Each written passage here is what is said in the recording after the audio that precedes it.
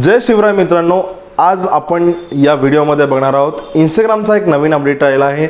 छोटासा अपडेट आहे, पण मला असं वाटतं की हा व्हिडिओ करणं खूप गरजेचं आहे।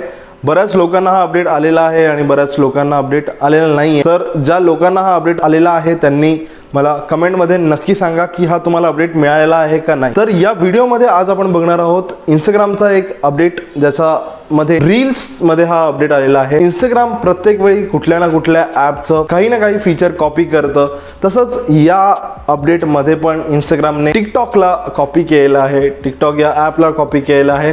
याचा इंटरफेस पूर्ण टिकटॉकचा इंटरफेस पूर्ण इंस्टाग्रामने कॉपी केलेला आहे। तर तो मला दुसऱ्या अकाउंटवर मला मिळाला होता, जो माझा ओरिजिनल अकाउंट आहे कॉफीखोर, त्याला अजून हा अपडेट आलेला नाही आहे। जर तुम्हाला तुमच्या ओरिजिनल अकाउंटवर हा अपडेट मिळाला असेल तर तुम्ही नक्की मला कमेंटमध्ये सांगा।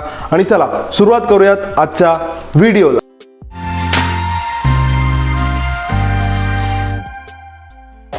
तर आता आपण इंस्टाग्राम रील्स ओपन करूयात। रील्समध्ये तुम्ही बघू शकता खाली तुम्हाला लाईक, कमेंट, शेअर आणि 3 डॉटचा ऑप्शन येतो। हा अपडेट हा जुना इंटरफेस आहे। तर आता जो आपण बघणार आहोत, तर आता मी स्विच करतोय माझ्या दुसऱ्या अकाउंटवर आणि आता आपण बघूयात की जो नवीन इंटरफेस आलेला आहे तो कसा आहे। नवीन इंटरफेस आहे तो बेसिकली टिकटॉक सारखा अपडेट आलेला आहे। टिकटॉकला जसं तुम्ही इंटरफेस बघत होतात तसाच इंटरफेस इंस्टाग्रामने चोरलेला आहे असं आपण म्हणू शकतो।